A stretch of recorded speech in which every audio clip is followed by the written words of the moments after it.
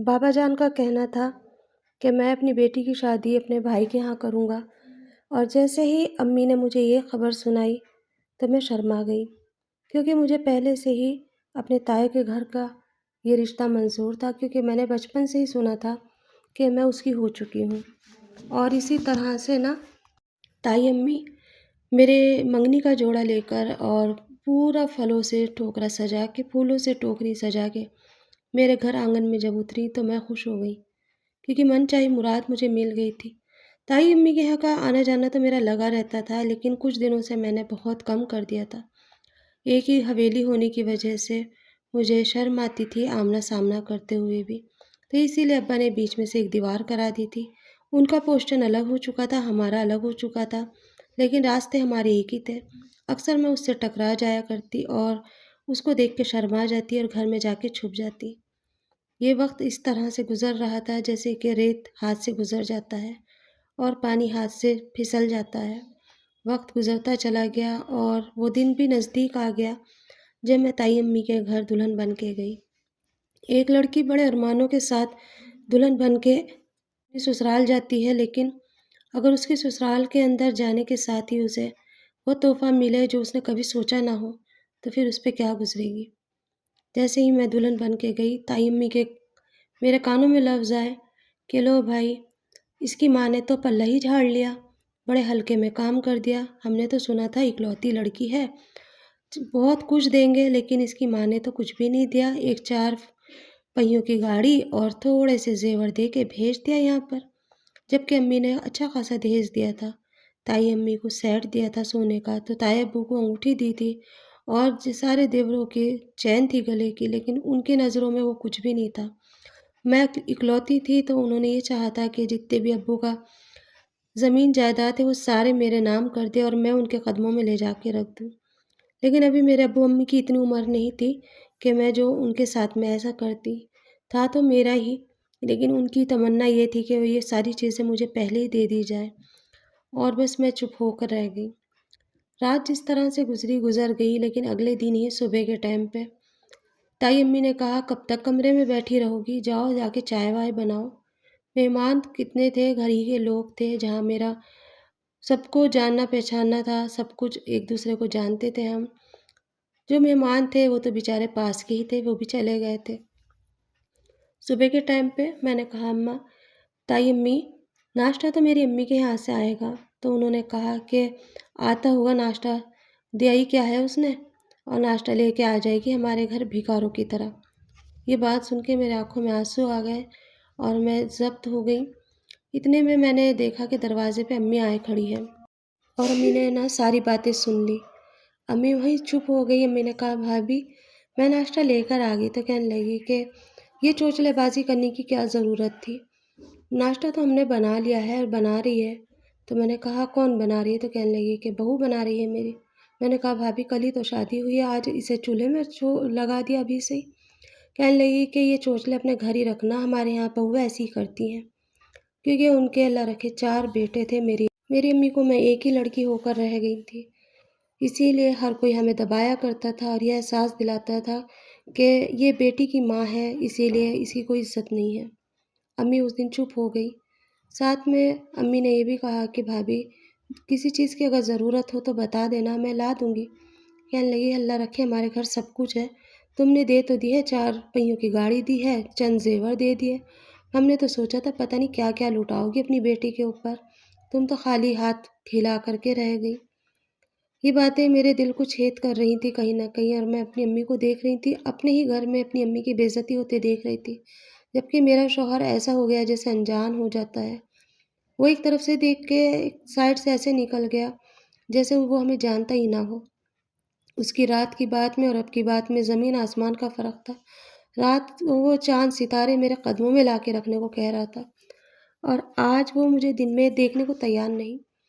میں چپ تھی، خاموش تھی، بس اس طرح سے اس دن سے ہمارا سلسلہ شروع ہو گیا تھا۔ زندگی نرک بن گئی تھی، زندگی کے اندر نہ ہی تو رنگ تھا، نہ ہی امنگ تھی، نہ جینے کی تمنا تھی۔ شادی کے بعد لڑکیاں گھومنے جاتی ہیں، بہت کچھ ہوتا ہے، تائی ابو تو ایسے ہو گئے تھے جیسے وہ مجھے جانتے ہی نہیں۔ اگر چائے بنا کے رکھتی تو کہتے کہ ہمیں تازی چائے پینے کی عادت ہے، تھرمس کی ہم چائے نہیں پیتے۔ میرے شوہر کہتے کہ میں گرم گرم روٹی کھاتا ہوں، میں کبھی باسی روٹی نہیں کھاتا۔ تو میری ساس کہتی سب کے کپڑے ہاتھ سے دھونا، مشین میں کوئی کپڑے نہیں دھوئے گا۔ اس طرح سے زندگی گزرنے لگی اور یہ دیکھ دیکھ کے میں کڑنے لگی کہ زندگی کہاں سے کہاں لے آئی، کیا تو خواب دیکھے تھے اور کہاں پہ آ کے پٹخ دیا۔ خواب تو کہیں دور دور تک بھی نہیں تھے، زندگی کا عذاب ہی بن گئی تھی۔ اس میں کہتے ہیں نا، ایسی جگہوں پہ اللہ تعالیٰ بہت جلدی خوشی بھی کر دیتا ہے۔ وہ مجھے چھوڑنے کی کوشش کر رہے تھے اور اوپر والے نے میری گود ہری کر دی۔ جب اس بات کا میرے ہسبینڈ کو پتہ چلا تو وہ کہنے لگے میں دوائی لا کے دیتا ہوں، وہ کھا لو۔ لیکن میری امی نے کہہ دیا تھا کہ ہرگز ایسا کوئی کام مت کرنا، کیونکہ یہ بچہ تمہاری گرہستی کو بچا سکتا ہے۔ میں نے پوری کوشش کی کہ اپنے بچے کو میں اس دنیا میں صحیح سلامت لے کر آؤں، کیونکہ میری ساس بھی ہر وہ ممکن کوشش کر رہی تھی کسی طرح سے مجھ سے پیچھا چھوٹے اور وہ اپنے بیٹی کی دوسری شادی کرے۔ لیکن جب میرے پہل کی بیٹی ہوئی تو میرے ساس نے کہا کہ یہ اپنی ماں کی طرح ہے اور یہ بھی بیٹی ہی پیدا کرے گی، اسی لیے میں اپنے بیٹے کی دوسری شادی کروں گی۔ 1.25 مہینے پہ میں اپنی امی کے یہاں گئی اور میرے پیچھے میرے ہسبینڈ کی دوسری شادی کر دی گئی۔ نہ تو مجھے یہ پتہ چلا کہ میرے ہسبینڈ کا نکاح کیسے ہوا، جبکہ ایک دیوار کا فاصلہ تھا۔ شام کو پتہ چلا کہ میرے گھر سوتن آ کے بیٹھ گئی ہے۔ مجھے بڑا دکھ ہوا، میں ہانپتی کانپتی گھر پہ جا کے دیکھا تو ایک لڑکی کم عمر کی 16 سال کی بچی اور سرخ جوڑے میں ایسی بیٹھی تھی جیسے کسی نے اسے زبردستی بٹھا دیا گیا ہو۔ میں اسے دیکھتی رہ گئی اور میں نے کہا تم نے یہ کیا کرا؟ ابھی تو ہماری شادی کو 2 سال بھی نہیں ہوئے، تم میرے اوپر سوت لے آئے ہو۔ تو وہ کہنے لگا کہ تمہاری ماں نے دیا ہی کیا تھا، اور اوپر سے تمہیں میرے گلے باندھ دیا، تم نے ایک بیٹی کو پیدا کرا، میں تمہارا بوجھ نہیں اٹھا سکتا، اسی لیے میں تمہیں طلاق دے رہا ہوں۔ اور اس نے مجھے وہیں کھڑے کھڑے 3 بول بول کے اور مجھے چھوڑ دیا۔ میں جیسے کہ ایک سناٹے میں آ گئی، کیونکہ ہمارا جو زور تھا وہ میرے ہسبینڈ کے اوپر ہی تھا۔ جب میرا ہسبینڈ ہی میرا نہیں تھا تو میں اپنے ساس سسر سے کیا شکوہ گلا کرتی۔ بس وہاں سے روتی دھوتی میں اپنی امی کے یہاں آ گئی اور امی سے میں نے کہا کہ امی یہ ایسے سے کہہ رہے ہیں، یہ ہمیشہ مجھ سے کہتے تھے یا تو اپنی ماں سے اپنی زمین جائیداد میرے نام کراؤ ورنہ پھر میں تمہیں چھوڑ دوں گا، اور آج انہوں نے مجھے چھوڑ ہی دیا۔ امی نے مجھے بہت سمجھایا، ابو نے سہارا دیا اور کہا کہ فکر مت کرو بیٹا، کوئی بات نہیں، ایک دن اسے اپنی زندگی پہ پچھتاوا ضرور ہوگا۔ اور اس طرح سے میری زندگی کو اس نے 20 مزدھار میں لے جا کے چھوڑ دیا۔ دوسری بیوی کے ساتھ میں وہ عیش کرنے لگا۔ میں رات اور دن دیکھتی جلتی کلستی۔ ابو نے میری یہ سب حالت دیکھی تو اپنا گھر بیچ دیا اور مجھے شہر میں لے گئے اور کہا کہ یہاں اپنی پڑھائی مکمل کرو اور کوئی کورس کرو تاکہ تم اپنے پیروں پہ کھڑی ہو، اپنے بچوں کو پالو۔ دوسری طرف میرے ہسبینڈ اپنے دوسری بیوی کے ساتھ میں عیش عیاشی کرنے لگے، لیکن وہاں ان کو اولاد سے اللہ نے نہیں نوازا۔ جب کئی سال گزر گئے تو میرے پتہ چلا مجھے کہ میرے ہسبینڈ کی کوئی اولاد ہی نہیں ہے اور ہو ہی نہیں رہی ہے۔ بہت ڈاکٹروں کو دکھا رکھا ہے، بہت کچھ کرا، لیکن ان کو اللہ نے جانے کون سی سزا دی تھی کہ انہیں اللہ نے اولاد سے نہیں نوازا۔ اور پھر پتہ چلا کہ میری ساس کو بھی کینسر ہو چکا تھا اور میرے سسر کو اٹیک آیا اور اس میں وہ جل بسے۔ کسی کی ہائے لے کے زندہ رہنا آسان نہیں ہوتا۔ میں نے کبھی منہ سے انہیں کچھ بد دعا نہیں دی تھی، لیکن دل سے ہمیشہ یہ نکلتا تھا کہ آخر انہوں نے کس جرم کی سزا دی مجھے۔ معصوم سے بچی کو لے کے میں اس گھر کے اندر رہ تو رہی تھی، لیکن میرے دل آج بھی اپنے گھر کے لیے ترس رہا تھا۔ مجھے آج بھی میرا گھر آنگن یاد آیا کرتا تھا۔ کتنی خوشیاں تھیں، کتنی امنگیں تھیں، کتنے سپنے سجائے تھے، لیکن اس نے میرے سپنے ایک جھٹکے میں توڑ دیے تھے۔ زندگی میں نہ تو رنگ تھا نہ ہی خوشیاں تھیں، لیکن سکون تھا۔ میں نے اپنی پڑھائی مکمل کری، پھر اپنا ایک کورس کرا اور اپنے پیروں پہ کھڑی ہوئی۔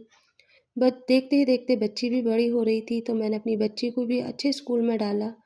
پھر میرے ہسبینڈ ایک دن ہمارے گھر آئے اور کہنے لگے میں اپنی بچی لینا چاہتا ہوں۔ میں نے انہیں صاف طور پہ کہہ دیا کہ جس بچی کو تم ماننا چاہتے تھے، آج کس منہ سے اس بچی کو لینے آئے ہو؟ یہ بچی میرے بدن کا حصہ ہے اور میری ہی ہے، میں تمہیں نہیں دے سکتی۔ میں نے اپنی بچی کو نہیں دیا اور اپنے پاس ہی رکھا۔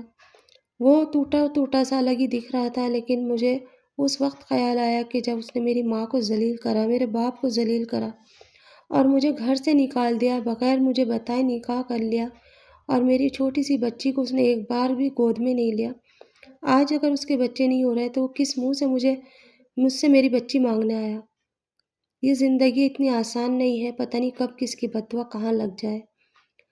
زندگی میں انسان کو ہمیشہ یہ نہیں سوچنا چاہیے کہ اپنے بارے میں سوچے، سب کے بارے میں سوچ کے چلے تو اوپر والا بھی خوش ہوتا ہے۔ ایک مظلوم کی ہائے، ایک مظلوم کی بد دعا کبھی خالی نہیں جاتی۔ انسان کو ہمیشہ یہ سوچنا چاہیے کہ اگر اس کے دل کی آہ نکل کے میرے دل کو لگ گئی تو میری زندگی برباد ہو جائے گی۔ اس کا گھر واقعی میں برباد ہو گیا تھا۔ نہ تو تائی بچی نہ تائے، اور جو پہلی بیوی تھی اسے چھوڑ دیا تھا، اور دوسری بیوی کے بچے نہیں تھے۔ گھر کے اندر وہ دونوں تھے، زمین جائیداد اپنی جگہ رکھی تھی۔ یہ تھی میری کہانی جو آج میں نے آپ کو سنائی۔ کبھی کسی کے ساتھ ایسا نہ ہو، ہمیشہ شادی اپنے بچوں کی جب بھی کریں سوچ سمجھ کے کریں، دیکھ بھال کر کے کریں، اور لالچیوں میں تو بالکل بھی نہ کریں۔ چاہے پوری زندگی آپ کی بیٹی آپ کے پاس رہ جائے لیکن ایسے لوگوں کے ساتھ میں کبھی رشتہ نہ جوڑیں۔